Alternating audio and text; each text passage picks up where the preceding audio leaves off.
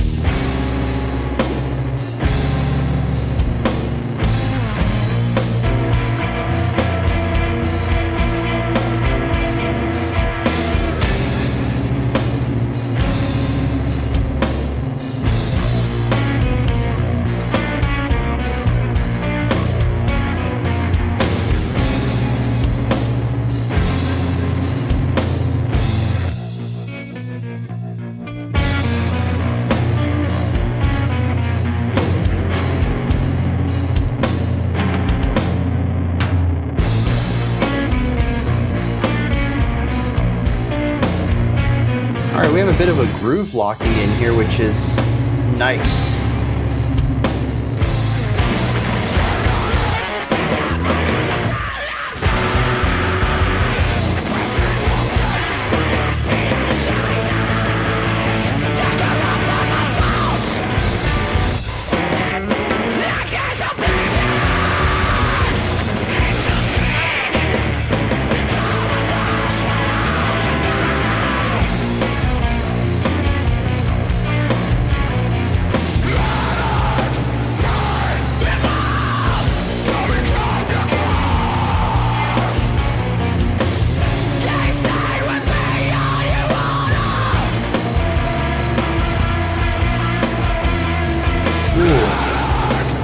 Lots of tension on that one.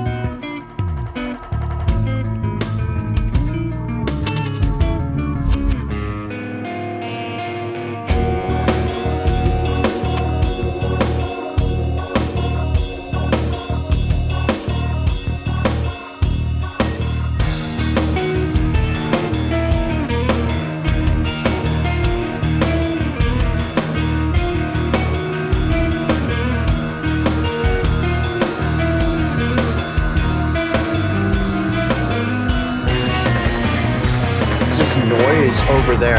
This is all very short-lived though.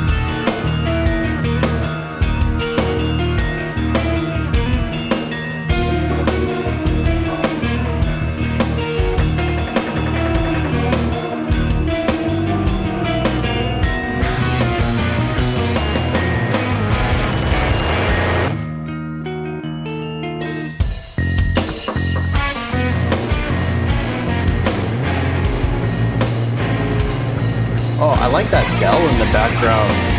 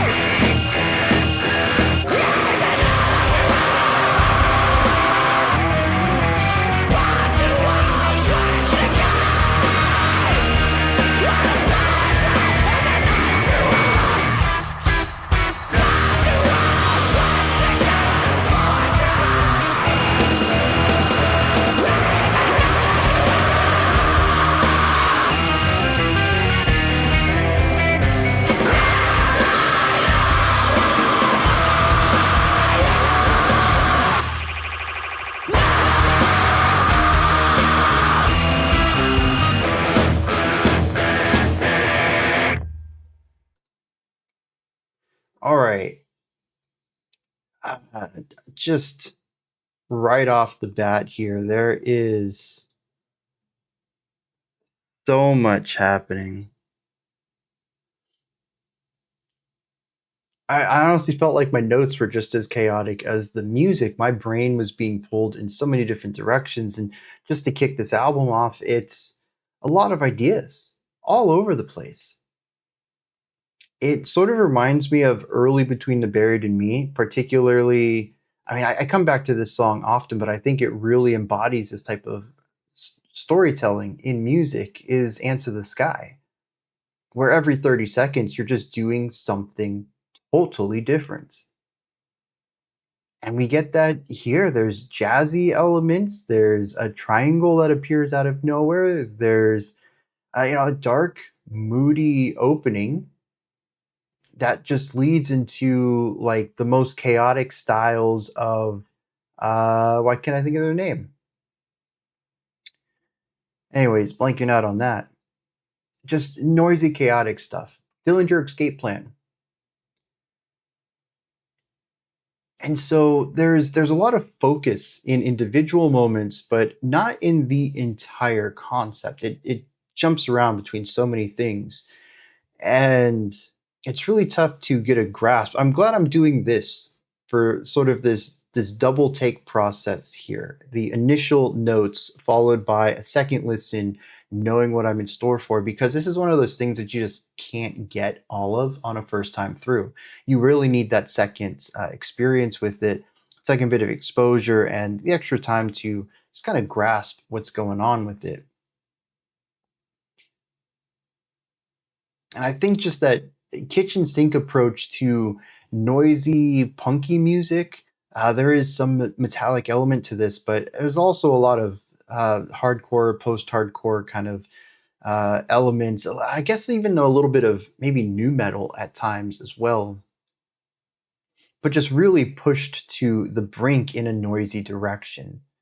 So I completely forgot I had lyrics pulled up too, and I'm just kind of glossing over them. And yeah, it's going to take more than a cursory look to get what's going on with this track, even from that perspective.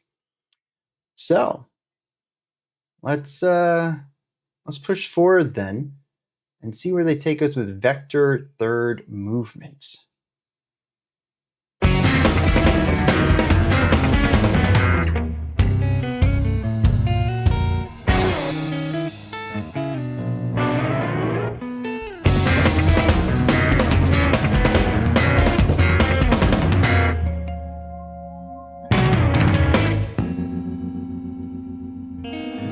These lulls, I think these are what really stand out to me, the moments when the song lightens up just a hair bit and shows a totally different side to the group. I like the atmosphere on this one too.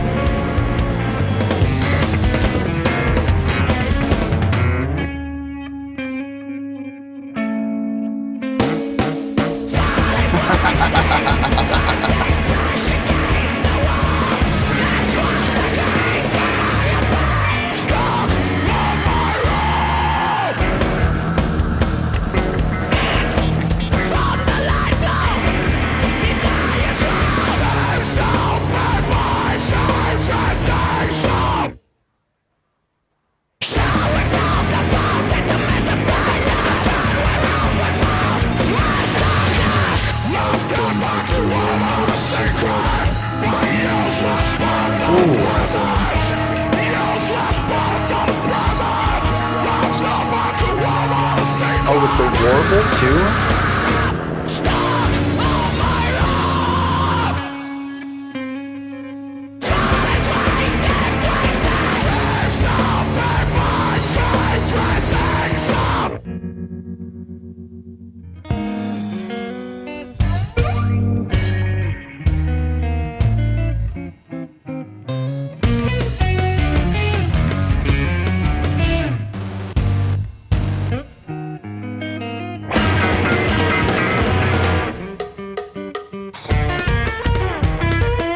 The cross stick though?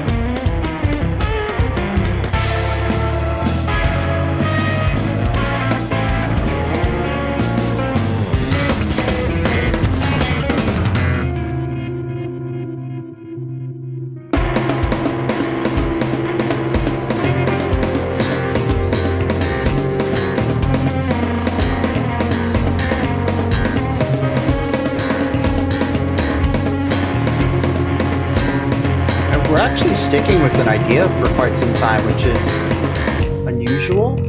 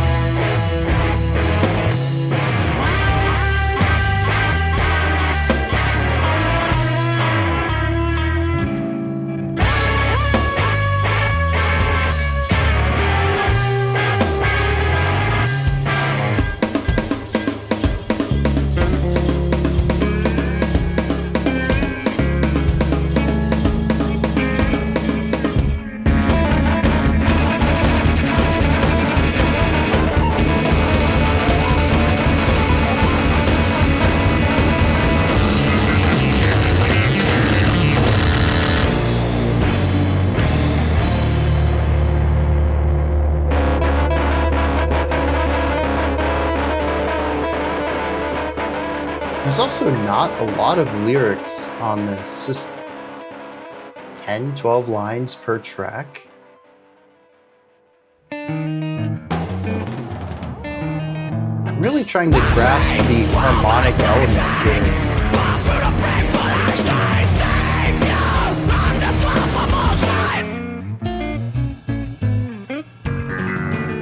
Yeah, I have no way of anticipating this at all. Whoa.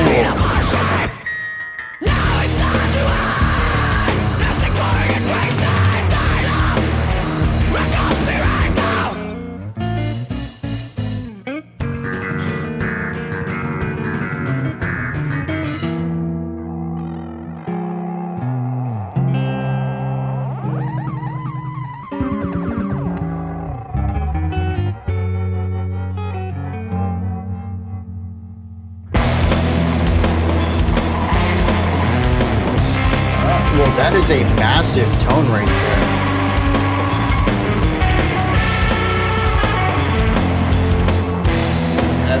That's just enormous.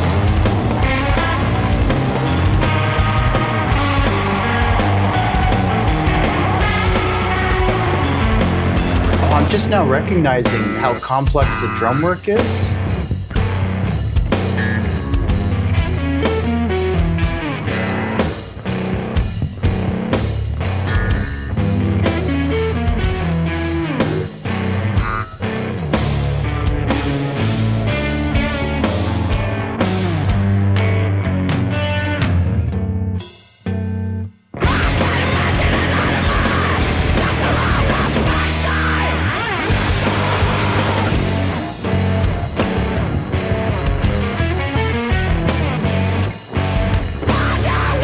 Oh, we have shifting accent points.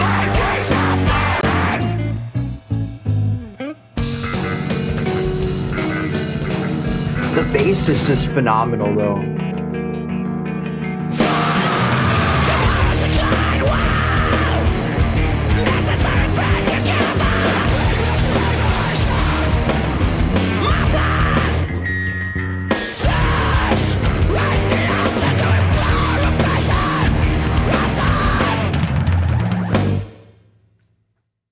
Oh, that was the end. Phrasing's really interesting on this stuff.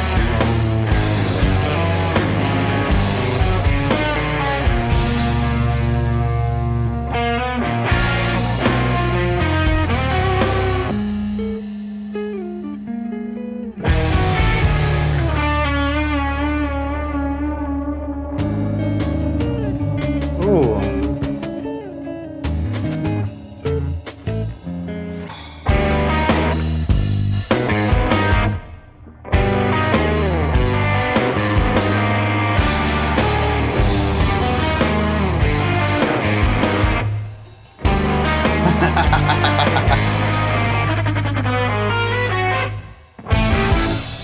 Ooh.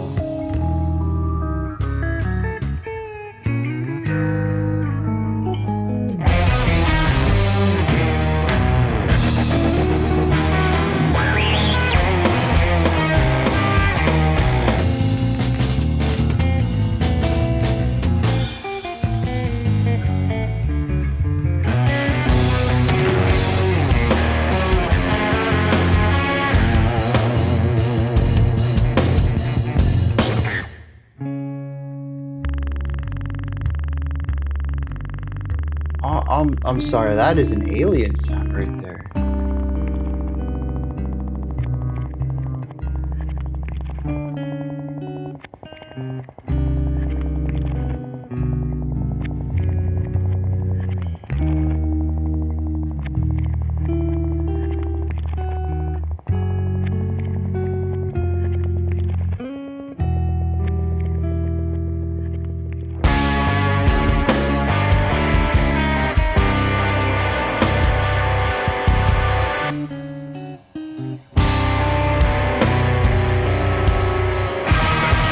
Atmospheric counterpoints?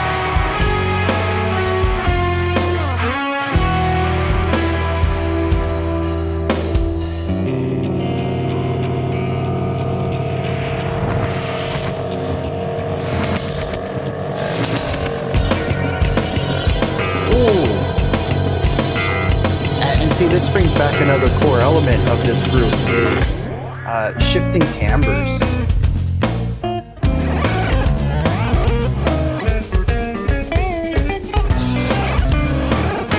What am I listening to?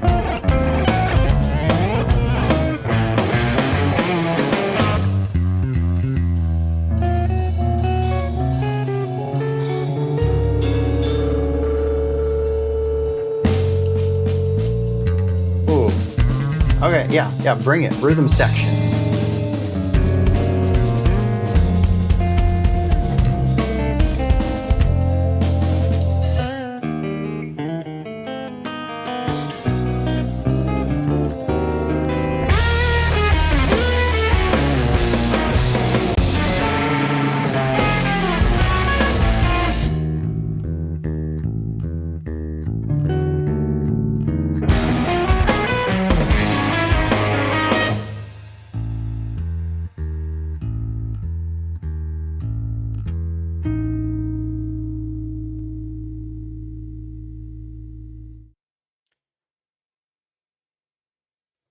All right. We're coming up on the midpoint of the album, and I'm just going to say I'm kind of glad that I didn't do this in a traditional format because I think this is one of those albums that, alongside needing multiple listens, it's also not something that I think is easily described individually. There's too much going on. And so, aside from just pointing out a series of specific events, I don't really have anything that I can look at each of these tracks individually to explore. I find that a lot of these tracks will be talking about the same surface level thing. And this is something I've run into before. I think prog albums work really well because every song is incredibly distinct in tone, in instrumentation. There's a lot to dive into as far as sheer composition with albums like that. But we've also listened to straight up black metal albums where I don't really have a lot to add because each track is fairly similar. The riffs might change, the pattern of what the drum patterns are might change. Maybe we might have a punk beat in one track, but for the most part, black metal albums, especially typical, stereotypical black metal albums, and some of the ones we've listened to, it just feels like I'm repeating myself after every track, and it doesn't feel like there's really what I would call like analysis worthy comments to be making. And there are times when I feel like I'm just kind of padding out the video, not because I want to, but because I feel like I have to. I mean, if I just listen to 4 songs, 5 songs back to back, and then say, well, they were all black metal, that's not a very good video. So I try to dig into each track a little bit more, but I'm definitely scraping the barrel on albums like that, where the songs are, at least from my analysis perspective, very similar. And I feel like that's where I would be heading here. After each track, I'd be saying, well, that was weird, huh?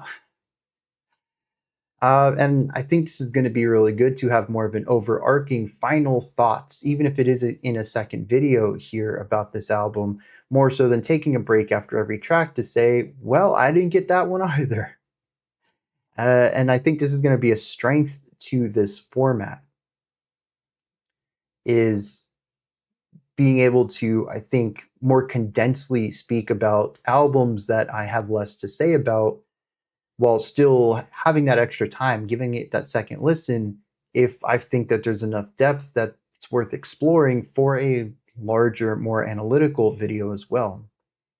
And I think it's really going to cut into being the best of both worlds there. And now that I'm thinking about it, I wonder if I might end up replacing the full 4-hour videos with these as well. I guess we'll just have to see how this goes. Right now, this is going to be a separate thing. I don't have plans for that. It's just something that popped into my head right now. But you've seen the notes, you've heard the comments I've been making. This is a wildly eclectic album. Sounds are all over the place. I think that's one of the most impressive things about it is it sort of brings an electronic edge to the entire thing by being so frequently exploratory in its sonic direction. Electronic sonic direction. Lots of sounds. Most bands, they have their guitar. They craft maybe a rhythm tone, a lead tone, and a solo tone, and they jump between those as the riffs dictate. Is it a riff that's in the background? Rhythm tone. Is it a lead lick? Maybe it's playing alongside the vocals or something. Give it the lead tone. Is it a guitar solo? Give it the solo tone. And then you just kind of call it a day. You have 3 timbres to choose from. Electronic, though, everything is, it's all about infinite possibilities. You can make any sound you want with modular synthesizers, with effects. I mean, technically, in the world of guitars and rock and metal music, you have infinite amount of pedals to play with, and amps and cabinets, and in the recording process, microphones and microphone distances.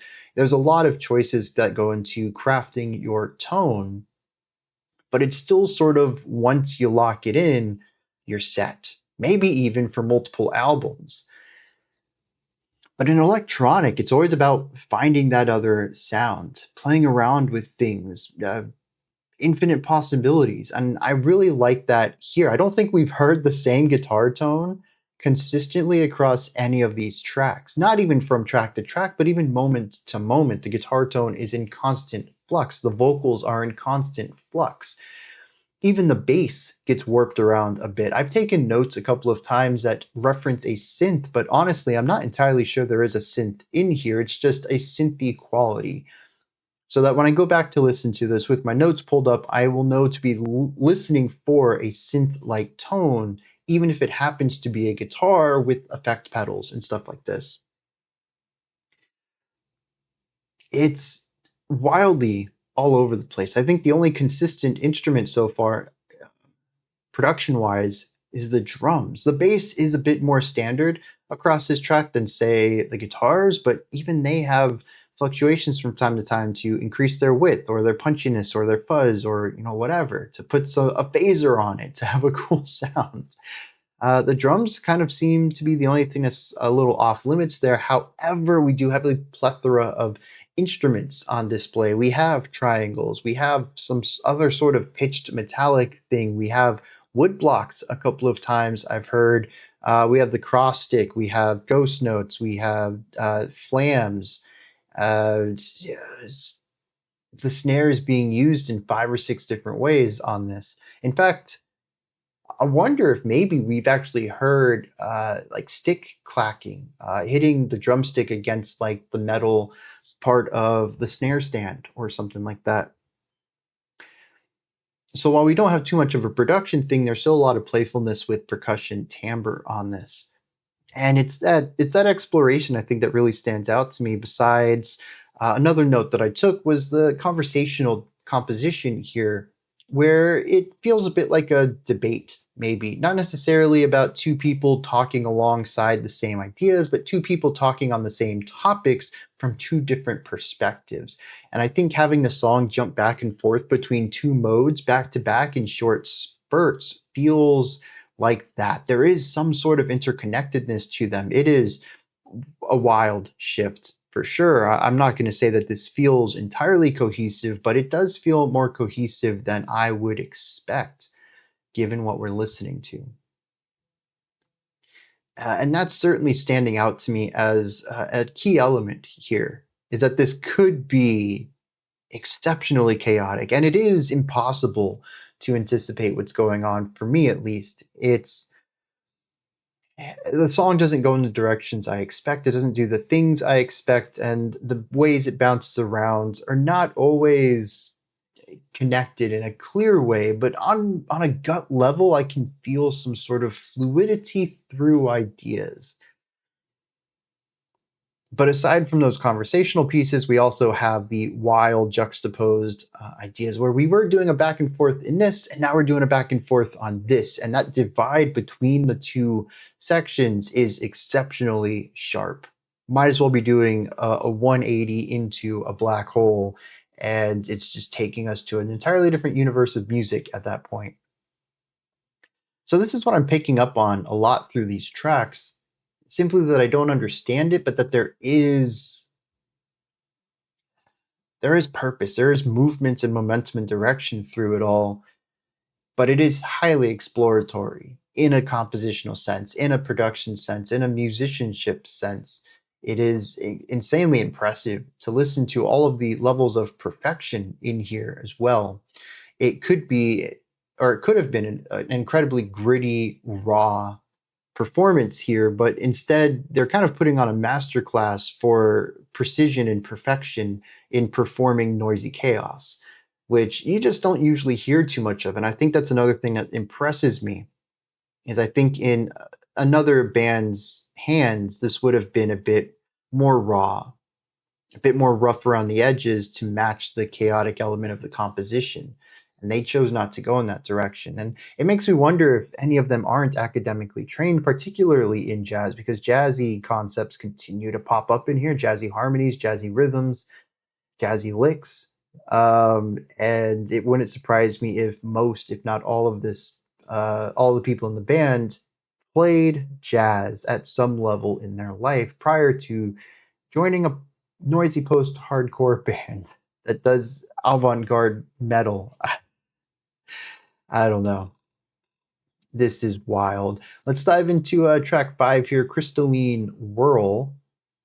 And I guess we'll explore a few more tracks and see if I have anything to say after that.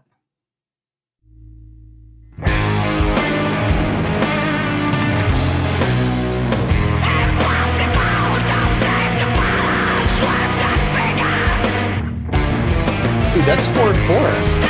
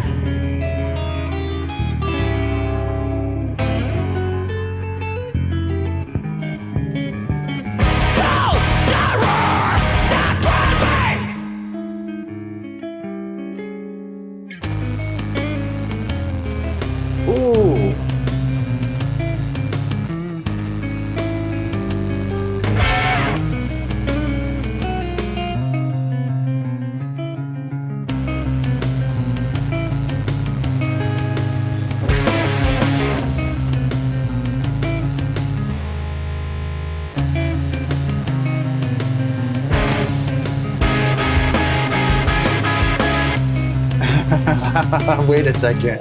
Was that a distorted classical progression?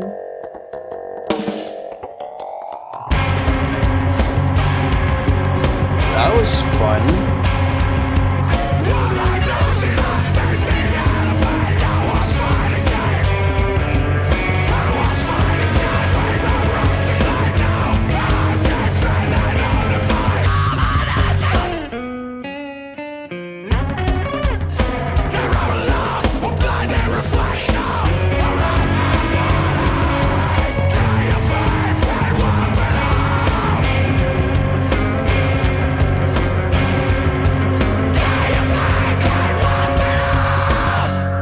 So we still have over half the song left, and the lyrics are done, unless they're going to repeat a stanza that isn't dictated in the lyrics, in the written lyrics.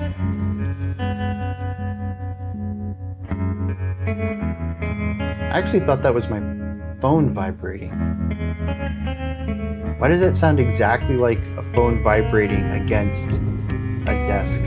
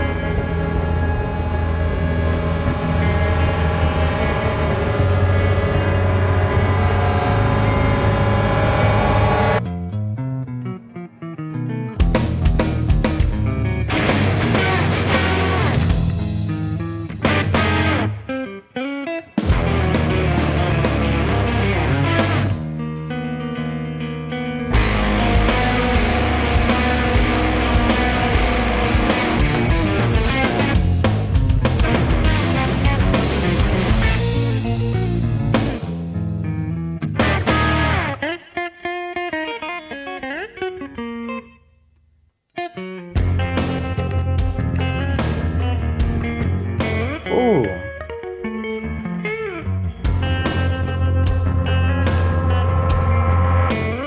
Oh, that's a snare. That's actually really low for a snare. Also being pushed off to the side with reverberations to the other side is a neat idea.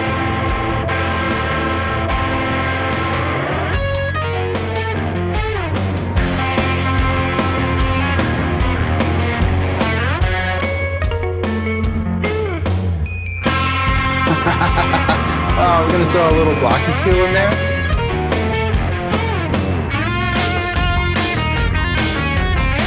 I don't know how to spell. How do you spell glockenspiel? Oh, it's close.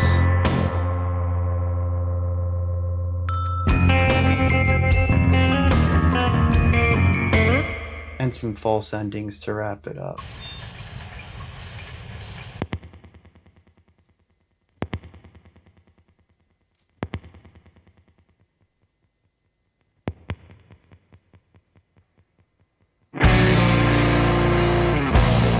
What was the point of the popping?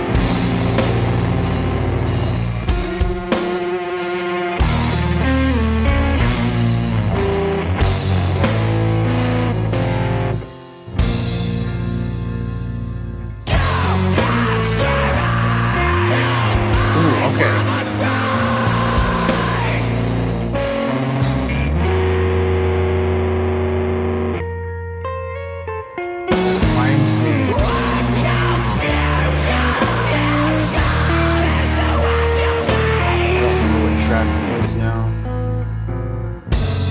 There's been some interesting phrasing where we are in 4/4, but we're in 20 beat phrases rather than 16, so 5-bar phrases.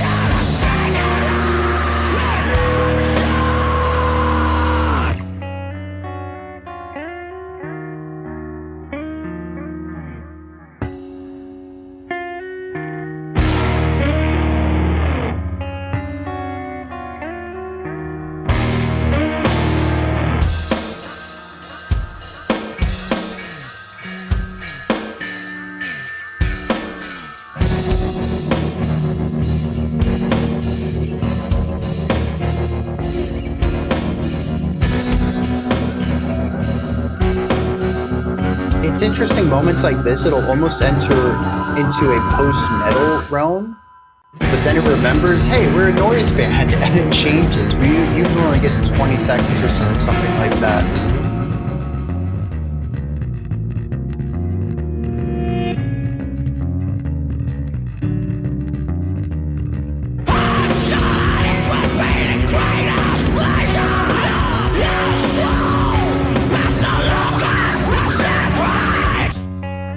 The sliding guitar is a nice lick. Images take a shape when you turn them over. No longer the secret.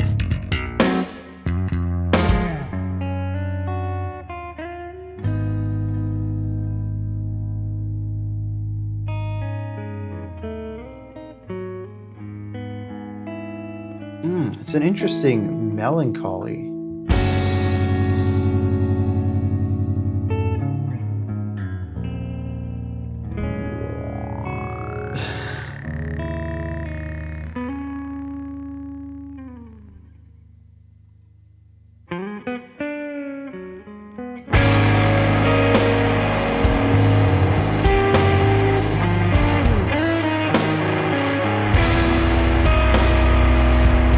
I like the harmonic.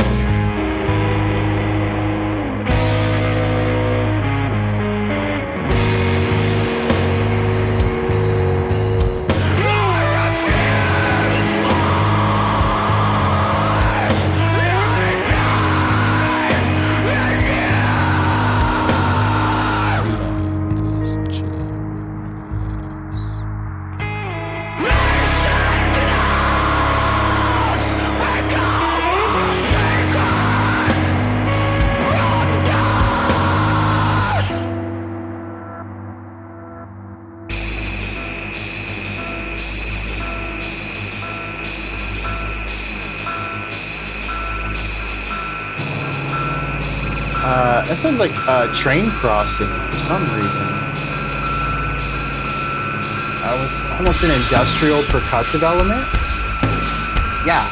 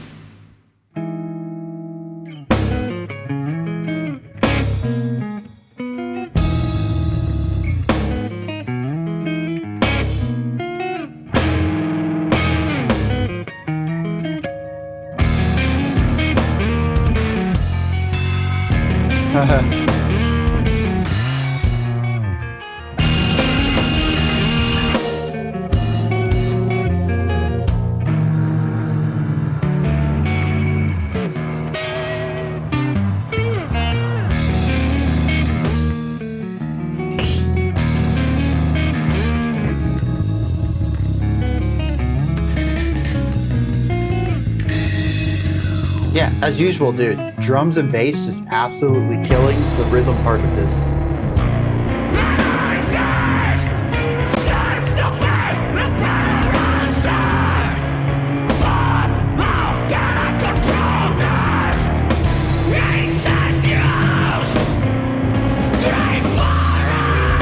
It's interesting too to kind of not find any direction in the vocal inflection either.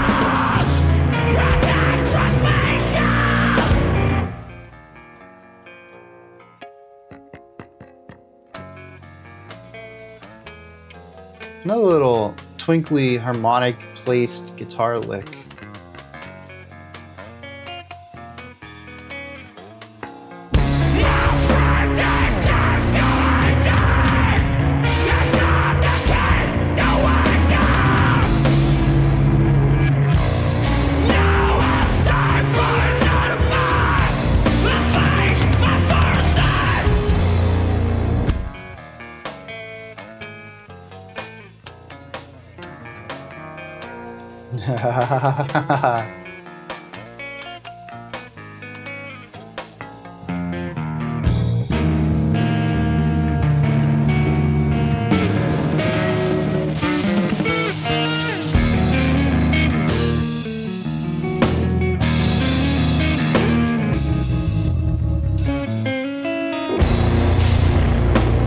The placement of sounds.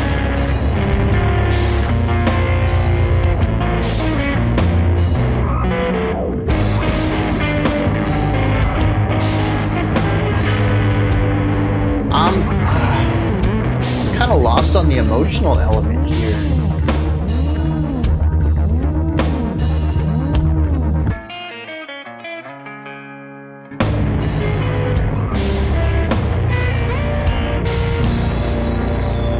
It just feels like being lost. The other ones I have found weight, melancholy, anger. This part right here has a little bit of mystery to it. And that last section eluded me completely.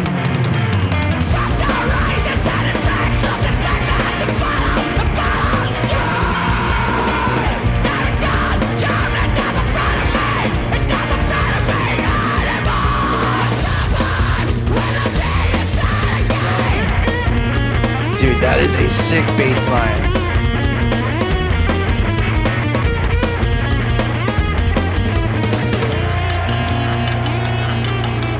We got a Guero randomly. Again, more auxiliary percussion to fill the void of no production.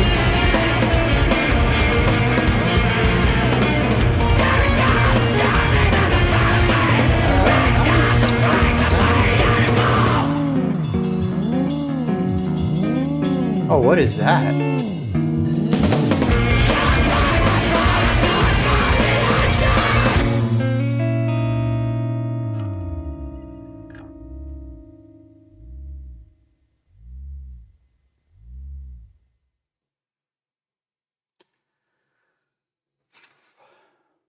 All right, dude, this is getting intense. Primarily because I am getting what's interesting here is I'm getting less and less of an understanding of the album. It's continuing to go in wildly different directions, but the cool thing is I'm starting to get a grasp of their style. I may not be able to anticipate what comes next, but I'm coming to a point where I can begin to anticipate when things will change. And it feels less like I'm being dragged around this sonic maze and more like I'm just keeping up with an incredibly fast, I don't know, a guide through this area. I'm definitely getting tuckered out keeping up with them, but I am on my feet. I am propelling myself rather than wildly getting drugged through this area by the tour guide themselves. And that's helping a lot.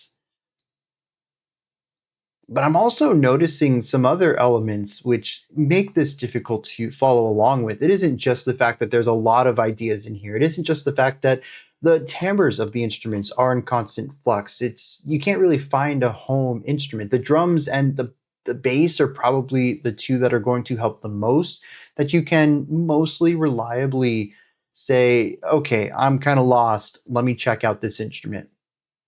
You're going to be able to key into their timbre most of the time simply because they don't change that often. And from there, you can kind of gather your surroundings and move from there. You'll have a home place to recuperate, though. But the other thing is also that there is no element of direction to a lot of the compositional writing in here. And what I mean by that is when you listen to the guitars and you listen to the licks, especially the lead licks, the bass also takes this over at some times, and you try to find these lines that aren't chord progression. They're not drum rhythm. Rhythm helps in some of this, but even the drummer is going to be a little bit complicit in this too. The melody doesn't emphasize key notes or key rhythms or key beats. That's the word I want. You're not really going to get a strong element of a global pulse out of these lead guitar lines, and the harmonic information is going to be a little off as well.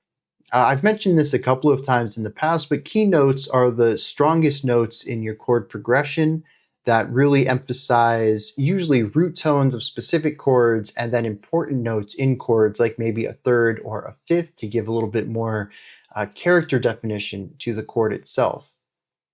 These are the notes that you really want to hammer home on accented beats or accented notes, and everything else is going to be a bit flourished. They can kind of be whatever you want. This is the place where you really want to throw in your spicy stuff you're going to hit and move away from quickly before you land on a key note. We don't really get too many key notes in here either, at least not from what the chord's playing. We do have emphasized notes in the melodies, sure, but they're not usually the strongest notes in the chords. So they feel a little unstable. They're not quite as powerful and characteristic defining as other notes could be that they could have chosen. And so you don't really get a lot of rhythmic information or harmonic information out of the lines. But because we're not really getting the rhythmic side and we're not getting the harmonic side, we're kind of missing out on two key points of information of directionality, which is rhythm, groove, tempo, and harmonic movements.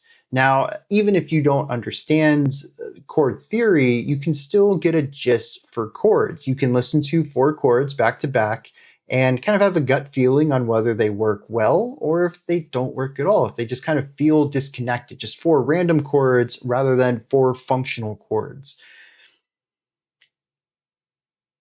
And so we're not really getting functional chord directionality in this. The harmonics of this are sort of all over the place. There are certainly sections in here where we focus a bit more on groove and harmony. And these are the sections that tend to feel more traditional in writing, but they are a bit rarer.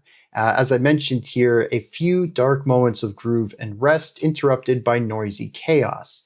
The noisy chaos is when we have less directionality in our music. And so we have these rogue moments where we find direction and momentum, and they are sparsely placed between all these moments of chaos. And that makes it really difficult to follow. It isn't simply that the melodies are not storytelling melodies. It isn't that the song is constantly throwing new ideas at us. It's also that the lead elements aren't being written in a traditional way of telling a melodic story and helping guide the listener through the song. There are so many invisible strings that go on in music on all sorts of levels. And it's not necessarily what makes a song good or bad, but what makes a song understandable based on pop culture, how music has been written, how these techniques and sounds have been used over the years, and how we as music listeners have been trained to understand specific cues. No different than when you see flashing red lights in a film, that's an emergency. The film doesn't say, hey, we're in emergency mode, that's why the lights are on. It's just something we've learned over pop culture, over time in all sorts of visual pop culture, that means danger. And we've done the same thing with music as well. There's a lot of documentation, and this documentation has a name. It's music theory. There's no science to music, but we have collected the ways that certain sounds and rhythms and ideas have been used over time and how we've collectively begun to understand them. And this song not only chucks out the compositional formatting of that, but also harmonic, melodic, and rhythmic. And that's what makes it avant-garde, is that pretty much on every level of the song, it's going against the tried and true written ways of handling these different components of songwriting and are doing their own thing with them. But what I think I love about it is that they always come back to something a bit more standard, a bit more typical of these roles. And I find that rather fascinating because it does create these moments of, oh, I could get into this. It's dark, it's abrasive, it's gritty, but I'm grooving with it. It's actually a really great section. And then you get hit with the chaos. And you're like, well, maybe I could deal with the chaos because I like these moments. At least that's where I'm at right now. I don't know if this is something I'm going to come back to often, but I am looking forward to a second listen. If nothing else, even if I glean no extra information from it, these moments are very cool. And I would love to hear them again. All right, let's head into the final 8 minutes of this, then check out the track's vector second movement, which is different from vector third movement, and imploding. I wonder if there's any sort of connectivity to any of this. I've been mildly keeping up with the lyrics, and they're not making a lot of sense to me. Oh, this is an instrumental. I've ruined that for myself. But maybe when I actually have time to look them over and try to understand them rather than picking them up on the fly, maybe it'll make a bit more sense to me. Maybe it'll even be interconnected somehow. All right, vector second movement.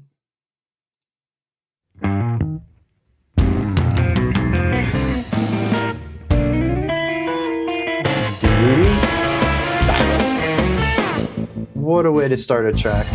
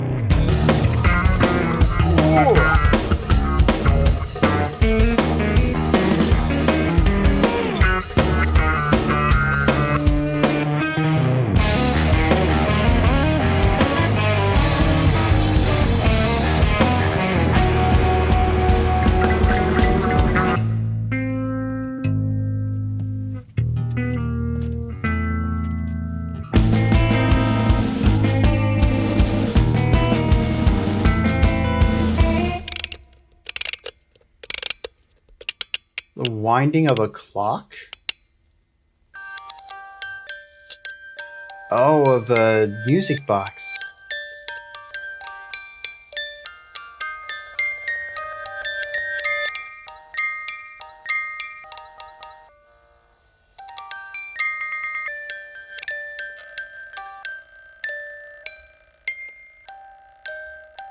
Ooh, ooh, ooh, ooh.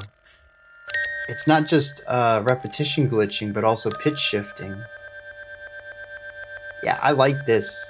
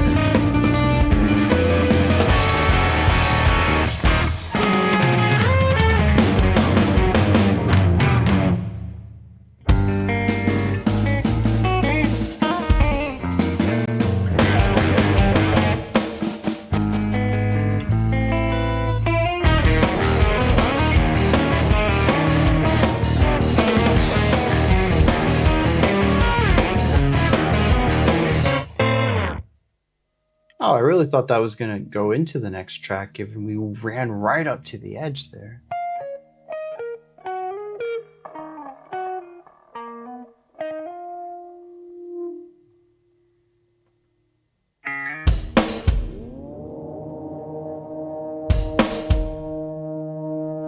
I think this is one of the first times it's really taking its time to explore something.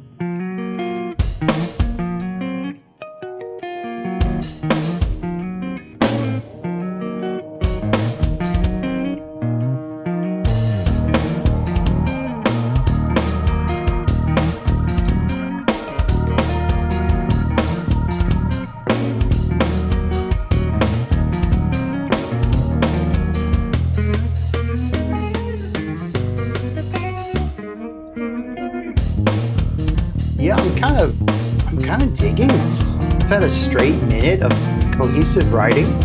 Sign me up for more.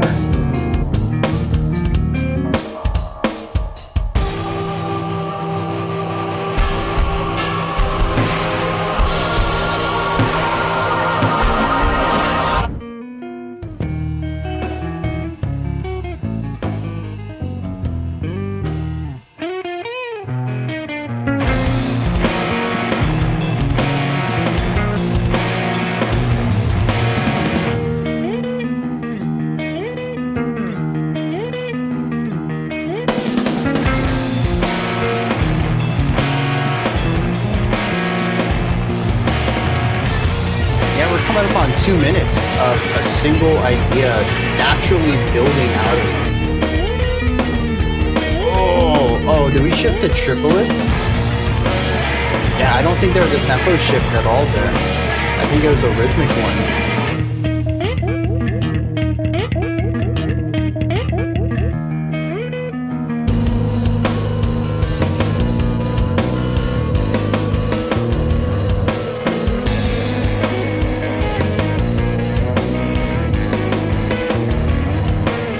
Dude, the snare accents. And it actually felt natural moving into that, into this drum part.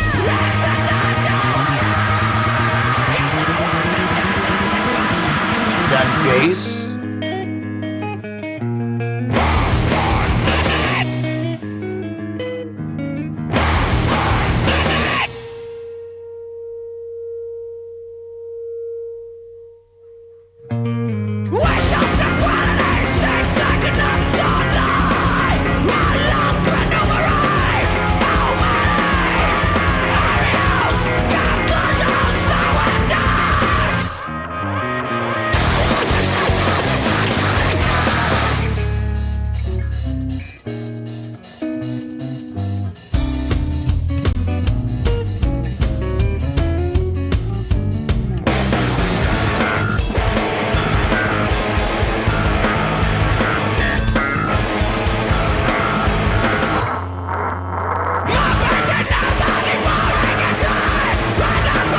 Why does this sound like angry bees?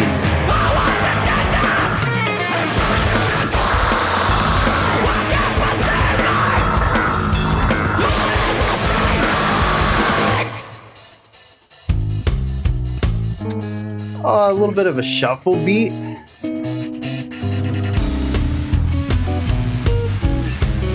Okay, I wrote intense compression earlier. That was intense compression.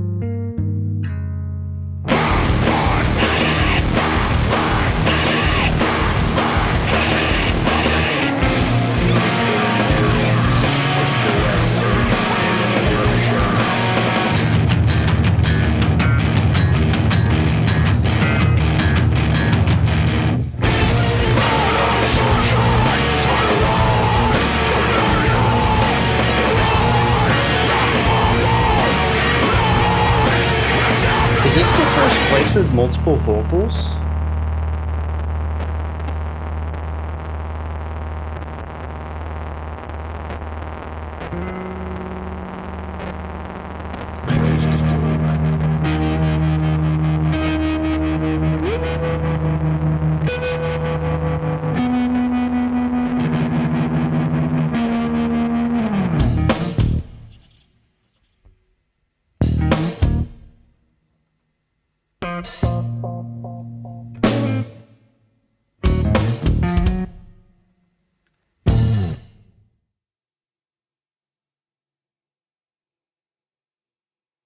I'll be totally honest.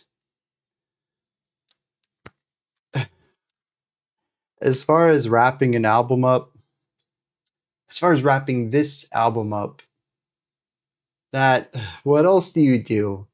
I mean, I guess they could have ended with a peak, but I feel, and they certainly did. All of those highly compressed sections certainly create a noisy, staticky, fuzzy peak to the album. It reaches moments of noise that we didn't hear anywhere else. That's absolutely accurate. But then how do you end an album like this? Not how do you reach the peak, but what about our, declining action? Denouement. What do we do there? How do we bring this to a close?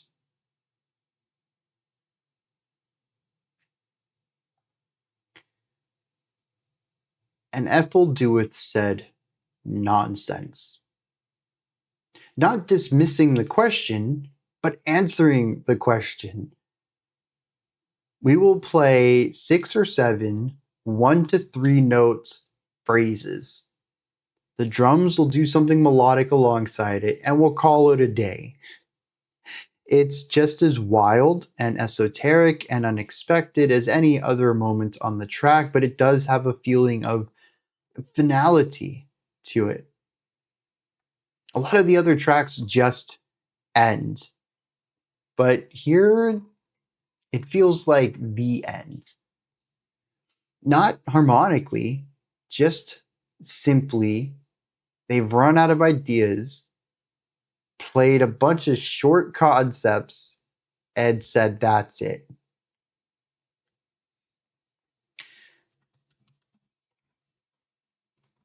I don't want to write all this down again. I'll do that later. And so I think it works. As far as crafting an ending for this album, there's no way to do it nicely and cleanly, but I think it captures the artistic vision of the album.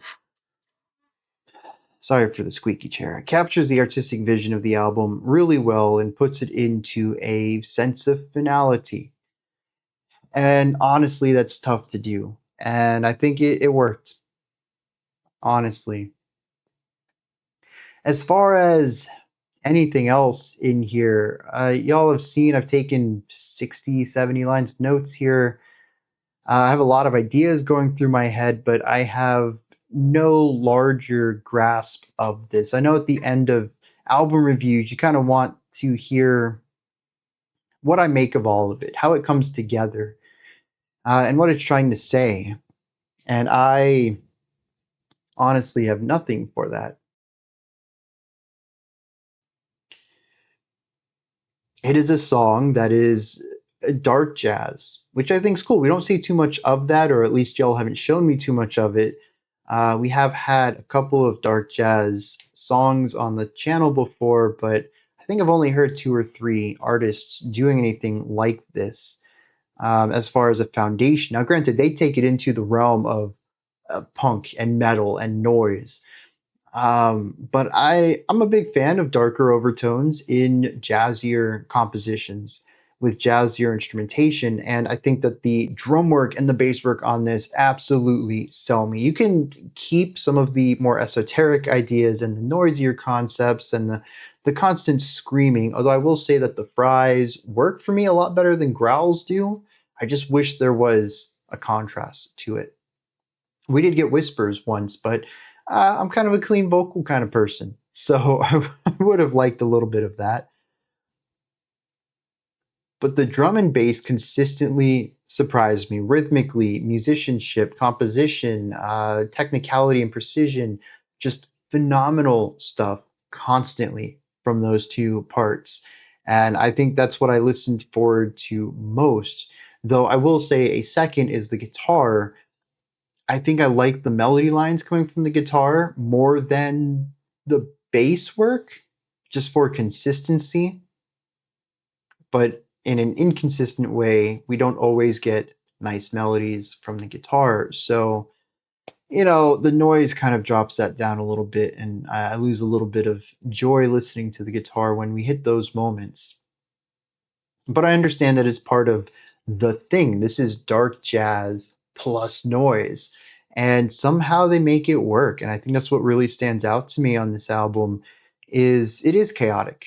It is noisy. It is difficult to follow and anticipate. It doesn't really make a lot of sense because it chucks so much of the histories, thousands of years of Western music out the window in order to do something totally different, but they make it work.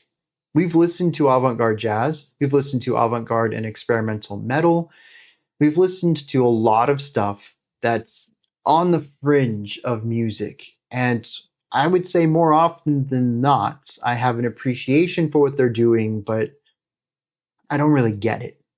It just sounds like noise and chaos. And despite the fact that I've used both of those words frequently to describe this album, it does have sense to it. It does have beauty to it. And it's these moments that I think, one, they're elevated by being surrounded by so much chaos and noise, but they also elevate the chaos and noise too. And it makes me peer a little bit deeper into them and want to find the patterns, the purpose of it. Maybe the purpose is just noisy counterpoint, but there's so much intentionality and purposeful design of composition, of harmony, of melody, of rhythm in the sections that rely more on traditional theory that I get, that makes me wonder, or I even suppose there's a part of me that knows that the parts that break the rules and do what they want also have that purpose to them. And granted, it's in a different dialect of music, so I don't quite get it right now, but I could learn to get it. And I know that the purpose, or at least I have a hunch that there's purpose there, no different than the purpose in the parts that I did understand that were spoken in a dialect I got. And I think that's where Ephel Duath really stands out compared to other noisier groups, is that they walk a very fine tightrope here between the worlds of traditional theory and avant-garde theory. And because it's such a fine tightrope walk with such clean aesthetic, I think that's what stands out to me too, is that it doesn't feel like people who just picked up an instrument and are playing weird stuff. These are people at the top of their craft with a strong understanding of theory and a strong understanding of how to break theory. These aren't just people who picked up an instrument and are playing poorly because they don't have any sort of academic background. They have an academic background and are choosing to do something different. And that intentionality, that purpose is what draws me to this in a way that doesn't always for similar styles of music. this almost sounds like, to put it in a strange phrase, is experimental music for people who like order. There's certainly a lot of chaos in here. There's not a lot of order to be felt from someone who primarily and exclusively listens to ordered music in his life. But it feels like it has enough of that in it to draw me in and act as a bridge into more noisier, chaotic, experimental, and avant-garde musics. And I find that to be really alluring. So that's going to wrap this up. I wish I had some larger take on this, but unfortunately I don't. I suppose look out in the future, relatively soon. I'm hoping that this won't be that far away, but a second video, second thoughts after I've read through the lyrics, listened to it again, went over my thoughts and my notes, and organized some thoughts to put into a concise analysis of sorts. We'll see what I can do with that. And yeah, also before we get into my closing thoughts here, or my send off, feedback. I need feedback. What did you like about this format? What didn't you like about this format? Are you excited about the prospect of splitting the first time reaction from the analysis? Um, just let me know.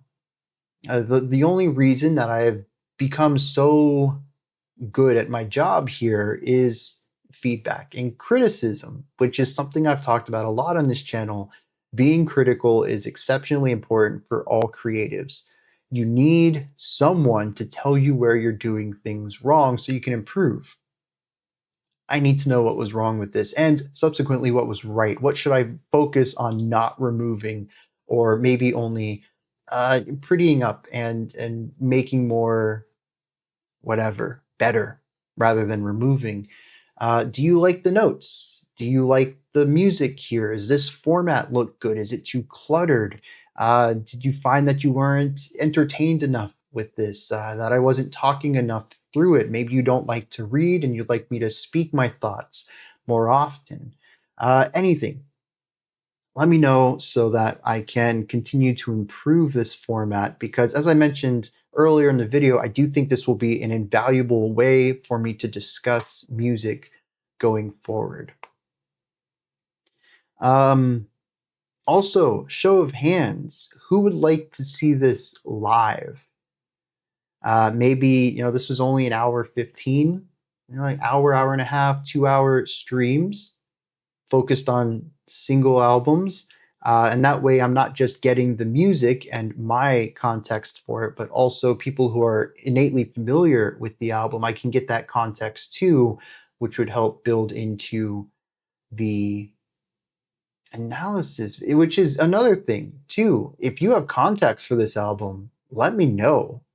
I will definitely incorporate any information I learned from comments on this video into an analysis video. All right, typical send off then. Put your thoughts into the comment section. If you have any thoughts on this song, any comments for me, any perspectives on this, put all that down there. Above that in the description box. This isn't going to work, is it? I guess I got to get rid of those first. All right, I got to spruce this up still then. Why isn't? Oh, anyways, imagine there's a Linktree link there. It goes between my camera and the background, but all I have is the camera right now, so you can't see it. There's a link in the description that takes you to Linktree. You can find links to my music, ways to support the channel, a link to the Discord server, and so much more.